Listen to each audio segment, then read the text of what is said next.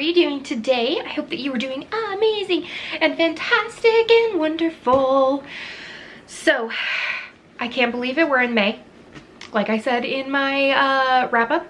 And that means that it's time for TBR time. And I'm hoping with all hope that I will be able to finish the 4 books, only 4 books, that I have on my TBR. I finished 4 books last month, and I feel like I can finish 4 books this month because I'm super stoked about them.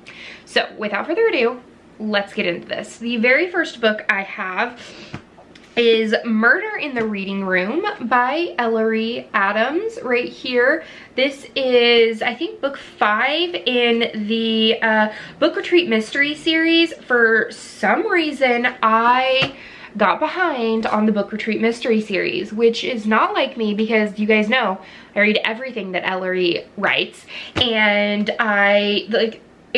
it ended in the 4th book. It ended on this big huge cliffhanger, but this book wasn't out yet, so I think that that's the reason why I ended up falling behind on this series. But then she sent me the newest book in the series, which is book number 7, and so I need to be a better bookish friend and catch up.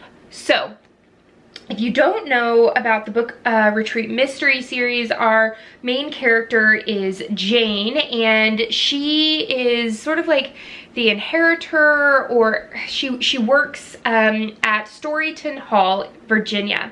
It is a paradise for book lovers who come from all over for literary getaways. But manager Jane Stewart is temporarily leaving for another renowned resort in hopes of solving a twisted-filled mystery. And so excited. I also purchased it on ebook, so I'm already like 10% into it on my Nook. But of course, like, I have to own her physically too. Like, there's just some of those authors that you have to own both. Am I right? Like, I'm right? Yeah. So that is Murder in the Reading Room. If you haven't ever heard of this series, you should check out the first book in the series, which is Murder in the Mystery Suite. And so one of the things that I love about this is the fact that every room at Storyton Hall actually has, like, every room is based on like a theme, which is so much fun. And like, how could you not? There's kitty cat and the bookshelves and like mountains. Like, come on. Okay, the next book that I am so excited about is the second book in the Mysterious Benedict Society.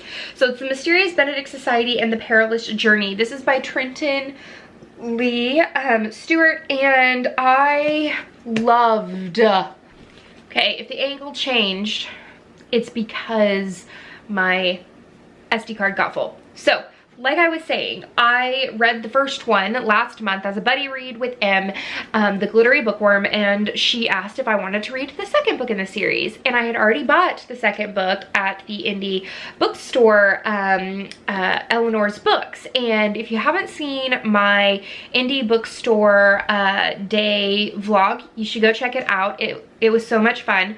But I loved the way it ended, and the audiobook was so good because the main character the narrator sounded like Winnie the Pooh, and he just sounded like my grandpa reading me a book.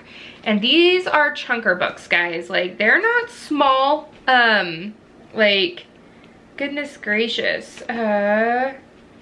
This is 440 pages. So they're not small books, but they are so much fun. And in this one, it says, the Mysterious Benedict Society is back with a new mission, a mind-bending international scavenger hunt designed to test their individual talents. As they search for all the clues and riddles Mr. Benedict has hidden for them, Rainy, Sticky, Kate, and Constance faced an unexpected challenge that will reinforce the reasons they were brought together in the first place and require them to fight for the very namesake that united them.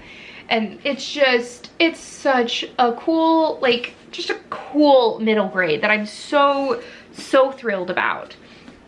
So my next one is the Cozy Escape Book Club book for May. I am so so thrilled about it, and it is Arsenic and Adobo. Look at that cover, guys. A diverse cozy mystery. I'm so excited about it. I mean, look, we got puppers and food. This is by Mia P. Manasala, and this is the first in the series. It says the first book in a new culinary cozy full of sharp humor and delectable dishes, one of which might just be killer. Bum bum bum. It says when Lila Macapagal moves back home to recover from a horrible breakup, her life seems to be following all the typical rom-com tropes. She's tasked with saving her Tita Rosie's failing restaurant, and she has to deal with a group of matchmaking aunties who shower her with love and judgment. But when a notoriously nasty food critic, who happens to be her ex-boyfriend, of course, drops dead moments after a confrontation with Lila, her life quickly swerves from Nora Ephron romp to an Agatha Christie case. It just sounds fantastic, and I am so flippin' thrilled to be reading this for book club. It's gonna be great. It's gonna be fantastic. So I'm sort of like doing 2 cozy mysteries this month and then 2 middle grade, and I couldn't be more thrilled with that pairing. So the last book that I'm hopefully gonna be able to read, could I read more? Yes. Yes, I could, but let's hope that I can get to book number 2 in Pages & Co., The Lost Fairy Tales by Anna James. 1, look how stunning that cover is. It is absolutely flipping beautiful. And I love that there are quirky drawings all over in this. Like, look how beautiful that is. I can't wait to like dive in. This is a book that you want to read physically. I read the first book physically. You want to see all of the drawings. I haven't listened to it on audiobook, but I don't think I will. I think I have to have the physical copies because I want to have the artwork to look at and admire and like really set the scene for me. So Tilly and her best friend Oscar are book wanderers, a remarkable group of people who, using the magical powers of books, can travel inside any story they choose.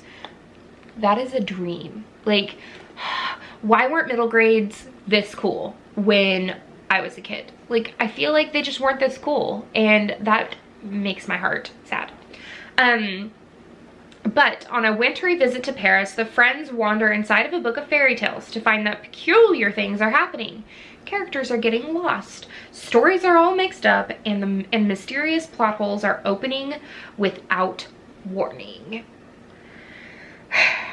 It looks absolutely fantastic and amazing, and I can't wait to, dive into all of these. So I'm going to hopefully be reading Murder in the Reading Room, The Mysterious Benedict Society, and The Perilous Journey, Arsenic and Adobo, and then finally The Lost Fairy Tales with Pages & Co. And I think that is a good stack. Like, I'm really excited about it.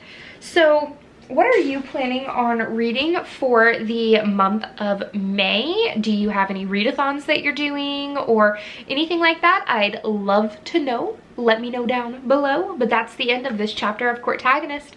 Please give this video a thumbs up and subscribe if you haven't already. And until next time, guys, happy reading. Bye.